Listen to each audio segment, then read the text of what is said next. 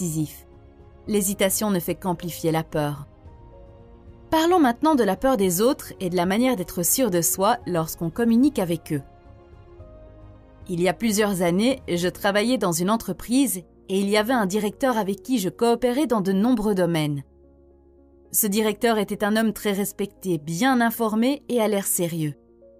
Chaque fois que je lui parlais, je me sentais nerveuse. Quand il était dans la pièce, je faisais doublement attention à moi pour ne pas dire quelque chose de stupide. Chaque réunion et chaque discussion avec lui était un test de stress pour mon corps et mon esprit. Un jour, j'étais dans un cours de boxe et pour une raison quelconque, l'entraîneur ne pouvait pas être présent. Alors, au lieu de rentrer chez moi, j'ai dit à tout le monde que je pouvais diriger l'entraînement s'ils voulaient rester et s'entraîner ensemble. Tout le monde a accepté. Après quelques minutes, ce manager est entré dans la salle et a dit qu'il voulait aussi commencer la boxe.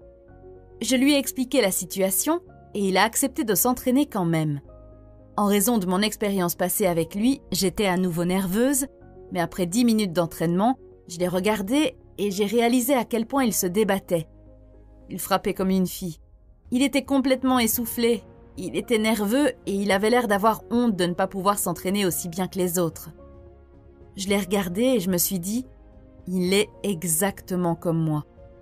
La première fois que je me suis entraînée, j'ai ressenti exactement les mêmes choses que lui maintenant.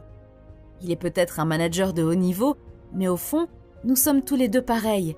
Nous avons tous les deux peur, nous luttons tous les deux contre la nouveauté, nous avons tous les deux honte, nous avons tous les deux des problèmes dans nos familles. Après cet événement, je ne me suis plus jamais sentie nerveuse avec lui et grâce à mon comportement détendu, nous nous sommes même rapprochés.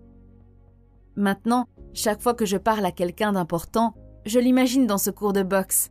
Cela peut paraître étrange, mais cela me rappelle qu'il faut mettre les gens en perspective. Cela me rappelle que nous sommes tous humains. Les gens ne sont pas effrayants tels que nous les voyons. Lorsque vous enlevez tous les titres et les positions, nous sommes tous les mêmes et il n'y a aucune raison d'avoir peur. Peut-être qu'en ce moment, il y a quelqu'un dans votre vie que vous craignez. Imaginez-la dans l'un de vos sports préférés et voyez à quel point elle se battrait si elle était en compétition avec vous. Cette approche peut vous aider à mettre les gens en perspective. Ce conseil peut sembler étrange, mais il fonctionne très bien avec moi. Il pourrait aussi fonctionner avec vous.